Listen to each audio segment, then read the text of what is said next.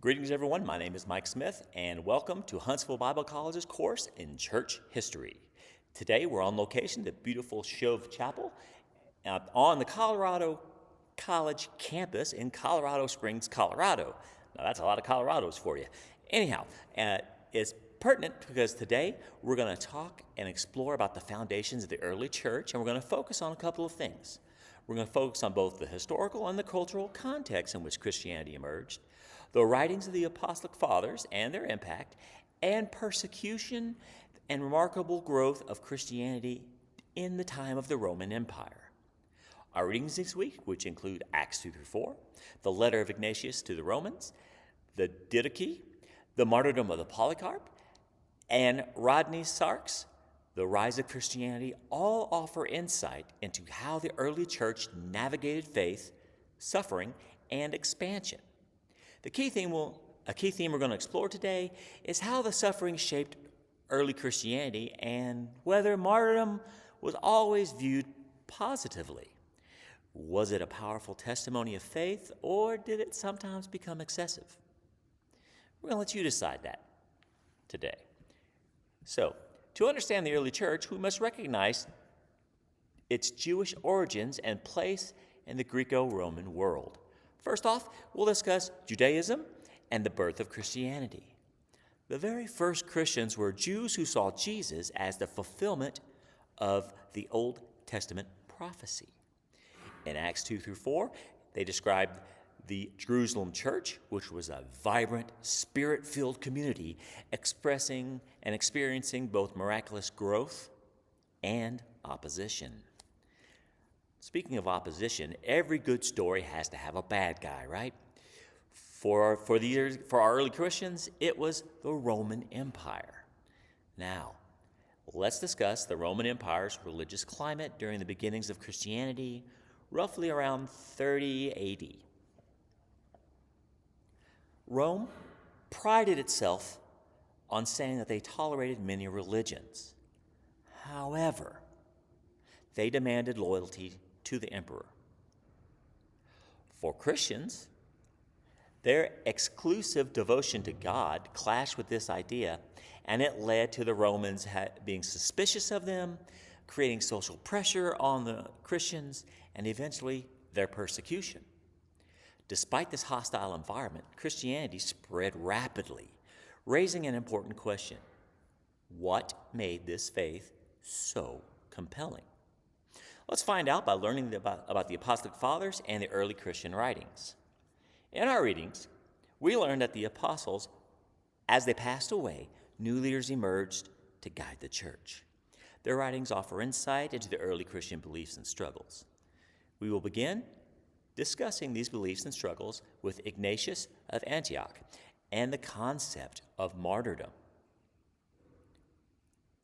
On his way to his execution, jumping right in, Ignatius wrote letters urging the church and Christians to remain faithful. In his letter to the Romans, he embraces death and he believes that this will unite him fully with Christ. But this raises a question: should martyrdom always be sought?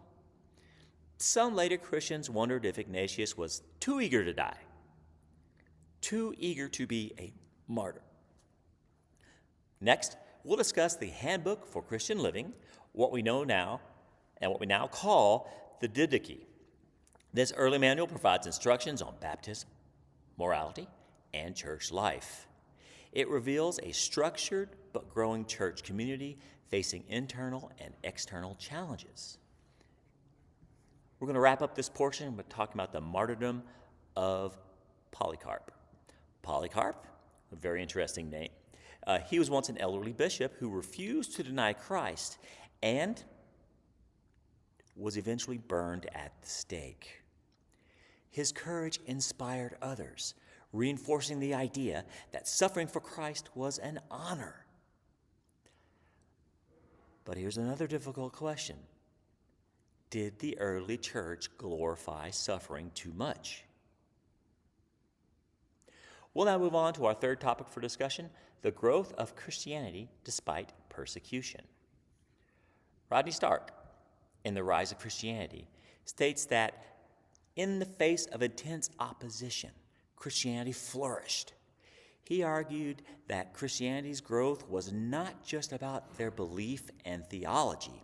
It was about radical love for themselves and for others.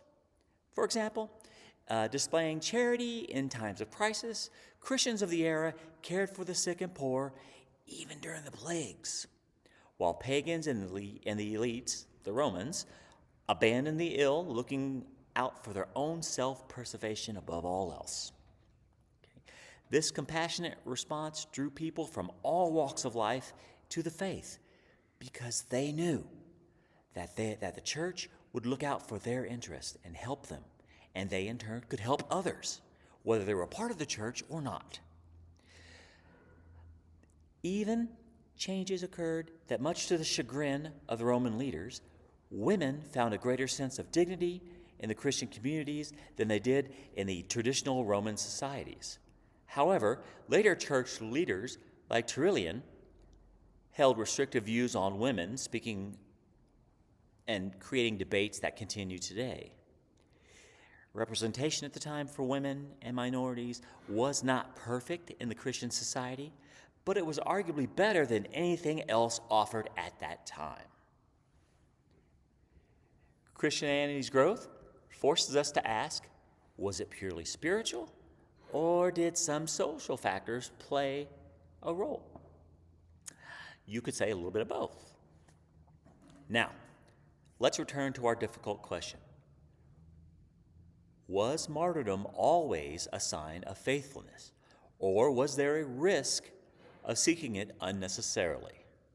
There are many different opinions on how to answer this. On one hand, martyrdom was seen as the ultimate witness, martyria, to Christ. On the other hand, some early believers volunteered for execution, leading later church leaders to caution against recklessness. What do you think? After you complete the reading, what's your opinion on it? And remember, everybody can have an opinion, but you got to back it up with facts. So, when we discuss this, give me examples out of our readings and out of your own life of what you think your answer is. This discussion is still relevant today. And how should Christians respond to opposition today? Should suffering be welcomed or wisely avoided? In closing, let's recap what we've learned today. The early church leaves us with 3 key lessons. First, faithfulness in opposition. The first Christians remained strong in their convictions despite being persecuted. Love and community. Christianity's radical compassion helped it grow as more people realized their self-worth. And 3, wisdom in suffering. While martyrdom was one of the form of powerful testimony, faith is also about endurance and the ability to make thoughtful and insightful judgments.